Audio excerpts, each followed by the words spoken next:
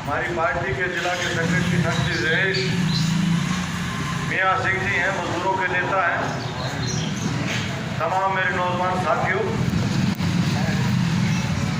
ये 15 दिन का कार्यक्रम हमने हरियाणा में बनाया है, प्रचार का, अभियान का। गांव-गांव में, हर एक जिले में पर्चे चर्चा करते हुए आज के देश का, प्रदेश के जो हालात हैं उनके ऊपर हम चर्चा साझा करें। और उस मामले में खुशी की बात यह है कि आज हमारी नौजवान बेटी बेटियां आज वो आंदोलन के अंदर शरीक हो रही हैं। तो ये एक उम्मीद देश के लिए हमें दिखाई देती है। अन्यथा हालात देश के बहुत ही चिंताजनक हैं। आज की हमारी सरकार, केंद्र में सरकार जो आरएसएस की, बीजेपी की सरकार, बिल्कुल हिटलर के नक्शे कदम के ऊपर चल रही है। चंद पूंजीपति घरानों के साथ साठगांठ करके इस देश को उनका मालिक बनाने की तैयारी है। और इसके लिए हमने, हमारे पुरखों ने जो कुर्बानियां दे करके इस देश का आजाद करवाया, आजादी के बाद एक आजाद भारत का एक नक्शा तैयार किया था, जिसको हम संविधान कहते हैं,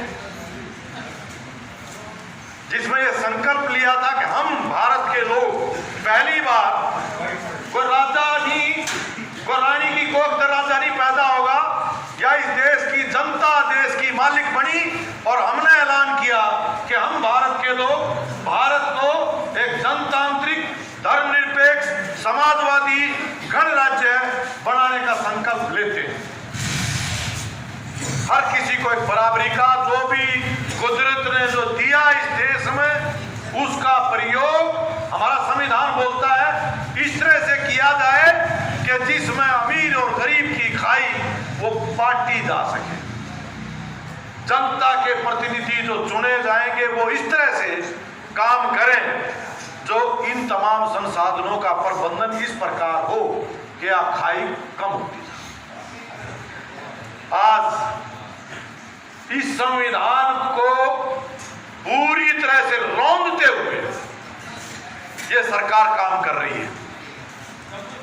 कोई जनतांत्रिक संस्था, हमारे देश के संविधान के मुताबिक 3 पाए कहे गए, पिलर, जिनका अपना अपना स्वतंत्र अस्तित्व है। एक है विधान पालिका, जन,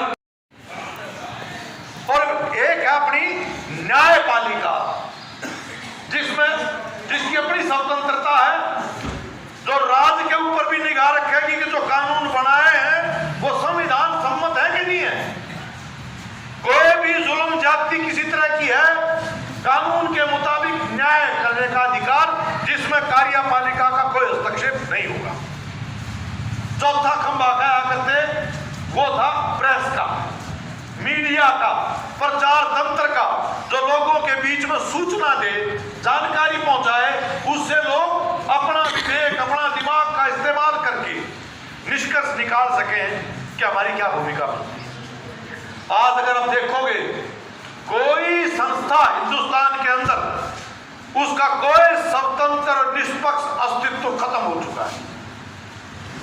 न्यायपालिका तक आज सरकार की तरह डूबती दिखाई दे रही है। अगर आज हिंदुस्तान की न्यायपालिका अगर स्वतंत्र होती तो देश के अन्नदाता को ये सर्दी के अंदर आज अपने सैकड़ों भाइयों की कुर्बानी नहीं देनी पड़ती, आंदोलन नहीं करना। क्योंकि ये जो कानून बनाए हैं, ये तीनों के तीनों कानून हिंदुस्तान के संविधान के मुताबिक असंवैधानिक है। हमारा देश दुनिया का एक बिरला देश है जिसमें कहेंगे 12 मास हर तरह का मौसम इस देश के अंदर है। दुनिया में जो चीज पैदा होती है वो हिंदुस्तान में पैदा होती है। गर्मी सर्दी एक साथ, अलग अलग राज्यों की अलग अलग फसलें हैं, अलग अलग मौसम है। इसके मुताबिक संविधान में यह व्यवस्था की गई थी कि खेती से संबंधित कानून बनाने का अधिकार राज्यों की विधानसभाओं का होगा, लोकसभा को नहीं। केंद्र सरकार को नहीं होगा।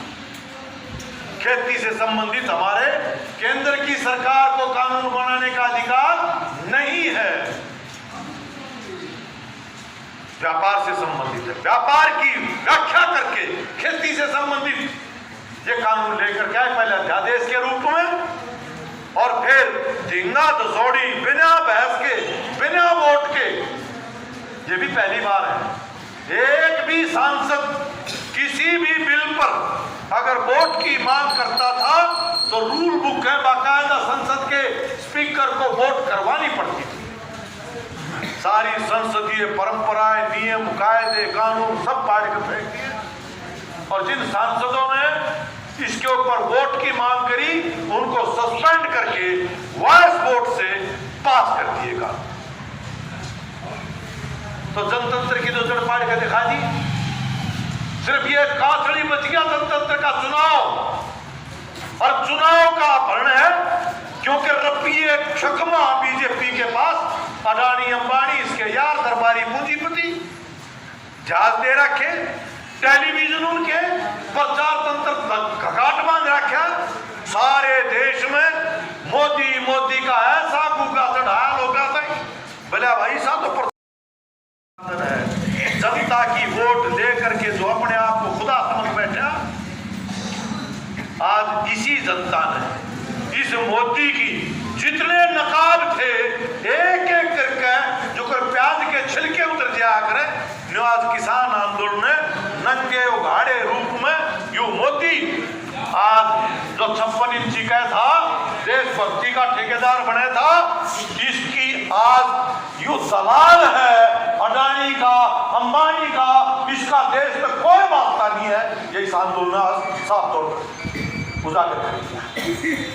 जनता का हित अगर उसके लिए रत्ती भर भी थोड़ा बहुत भी अगर होता तो एक किसान जून में जब ये लेके आया था अध्यादेश, उस समय से इसका विरोध शुरू हुआ था। पूरे देश के अंदर इसकी प्रतियां जलानी शुरू की थी।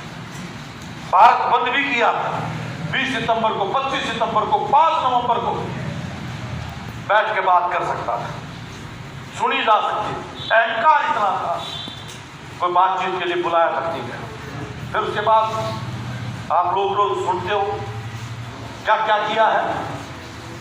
दुश्मन देश की सरहद पर भी इस तरह की नहीं मिलेगी जो आज देश के अंदर जो इन्होंने किया। जिस तरह की बाड़ें खोदी गई, बैरिकेड लगाए गए, कीलें ठोकी गई, कटीले तार, क्या बोलते हैं ये, टुकड़े टुकड़े गए, देशद्रोही, खालिस्तानी, आतंकवादी, माओवादी, पाकिस्तान के एजेंट, चीन के एजेंट, ये सारी बातें मैं नहीं कह रहा, ये इनके मुख्यमंत्री, प्रधानमंत्री, अलग अलग मंत्री, छोटे बड़े, उनके मुंह तक कई और बातें सारी किसानों के बारे में,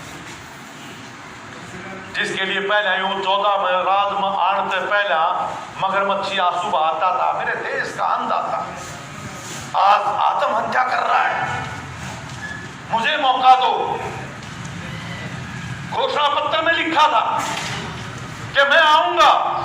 स्वामीनाथन आयोग की रिपोर्ट के मुताबिक किसान की फसलों का भाव लागत से 1.5 गुना खरीद की गारंटी का कानून बनाऊंगा, ये कह करके आया,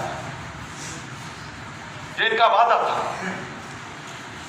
और आज किसने मांगी थी आजादी जो ये दे रहा है?